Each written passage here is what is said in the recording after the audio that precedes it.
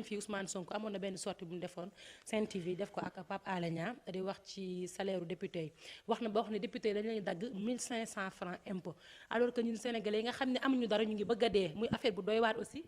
xam nga bu dee lu Sonko génn ngeen wax ko du leen liggéey te man waxi Sonko nag moom waxi Sonko sama kër nga fi tudd yaa ngi may tooñ nag parce que ni fi ñu tudd ay Pape Alé Niang tudd ay Sonko sama kër gi daal. man maa moom sama bopp lu ma neex laa waxi Sonko moom dama la ko dégg rek posé ma leen dama cee sonn. daal laay d'accord. li mu wax noonu kon d'accord. bu doon li Sonko wax yëpp dëgg Sénégal tàkk na yow lan la Sonko mu sa wax andi la preuve na la jox preuve yi. ban bu dee chaque jour procureur àdduna ko Sonko lay nekk bu dee lu Sonko wax procureur wax ko procureur daf day bàyyi Sénégal bi àtte Sonko rek ndax Sonko chaque semaine mu génn lu bees. ndax dafa yor lu bari ci Sénégal loo xam ne nit ñi xamuñu ko te mu ngi ko denc li leer rek mooy yéen a ko wax. xam nga Sonko moom li may sant yàlla rek mooy leen mooy nit ñi xam nañ ko léegi opposition contre xam ànduñoo ak moom parti au pouvoir àndul ak moom ñoo xam ne nii. ñan ñooy opposition ñu àndul ak moom tul woon mooy dama ne gëmatuñ ko. moom moo ngi ñam ba tey de. waaye dama ne xam nga ni yow Sonko opposition gëmatu ko. Sonko mën naa xam ci réew mi lu Idrissa Seck xamul. moom daal mooy wax waaye dama ne Sonko mën naa xam ci réew mi lu Idrissa Seck xamul fii opposant mën na fi wax lu Idrissa Seck xamul ma dikkee ñaa xamu ko Idrissa Seck mën nga fi wax lu mu xamul Idrissa Seck ragal na Macky Sall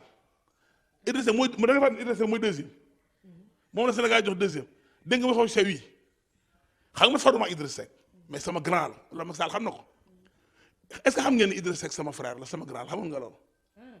mais oui on a de très bons rapports Idrissa Seck je le porte dans mon cœur bien que faruma politiquement loolu Macky Sall xam na ko Macky Sall xam na ni Idrissa Seck je l'aime bien mais c'est un opposant li mu bëgg mooy jël nguur gi si ñun li ñu bëgg mooy du ko jël bu ñu téye nguur man Macky Sall laa faral mooy sama responsable moom laa bëgg mais ay xarit na ku ma neex fu ma neex laa am xarit samay xarit moom kenn du ma ko tànnal may tànnal ko Idrissa Seck sama grand la je l'aime bien mais faruma moom partem bokkuma partem ànduma ak moom politiquement te góob fekk Macky Sall ngi wut du ma ànd ak moom man Macky Sall laa faral moom laa gëm na leer tout de suite. député yi dañuy am ku ci nekk 200000 indemnité bokkul ak seen salaire ak li muy bari yëpp aussi bariwul tamit. aw ma preuve na ci loolu xam nga du ma wax lu ma wóoru. mais bu dee am na loo ciy wax. ça dépend lan moo tax man syndicaliste la boo ko bàyyi da ngay analyser un travail dañ ko war a fay dans des conditions de travail bu fàtte loolu man ni ngay analyser ni analyser bokk man sama rôle mooy fexe ba liggéeykat bi nekk dans des conditions de travail optimales yu baax que li ak xama yelleef ñu bañ ci fell dara loolu sama liggéey donc bu ñu naan ma liggéey sàngam ni ko dindi damay koy analyser lan moo tax ban indemnité la indemnité de logement c'est rubrique salariale la bu fekkee ne député ci am droit bu ko sadi ko war a jox pourquoi député xam nga li ñu jox député Sénégal bokk na ci député yi gën a tuuti lu ñu fay wax naa ko jàkkaarloo député Sénégal kenn gàttewu leen de au contraire sont tegu na sa conditions yu baax maintenant ñoom ñoo war a defal seen bopp ba nit ñi mën a leen gëm mais bu dee wax député rôle député vraiment rôle député moo tax ñu war a changer système bi ñuy faral député tant que changer wuñ ko kër assemblée nationale doom crédit bi war am mooy lan liste nationale la ñu war a éliminer ci réew mi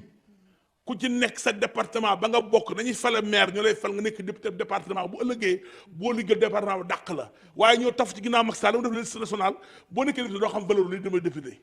man loolu laa gëm dañoo war a arrêté ci réew mi liste nationale di def liste départementale yépp nekk ay département waaye li ñuy fay impôt tamit doy na waar. mais impôt ni ñu koy waxee du noonu mais impôt ni mën laa observé gën a tuuti lu mu fay tout dépend ci ni ñu koy ni mu demee loolu tax parce que salaire bi ay rubrique la daam rubrique bu ñuy génne impôt ak rubrique yu dul génne impôt bu fekkee indemnité yoo xam ne kenn mënu ko c'est pas imposable nga ne nangam rek la fay bul xoolee noonu 1500. xam nga loolu du dëgg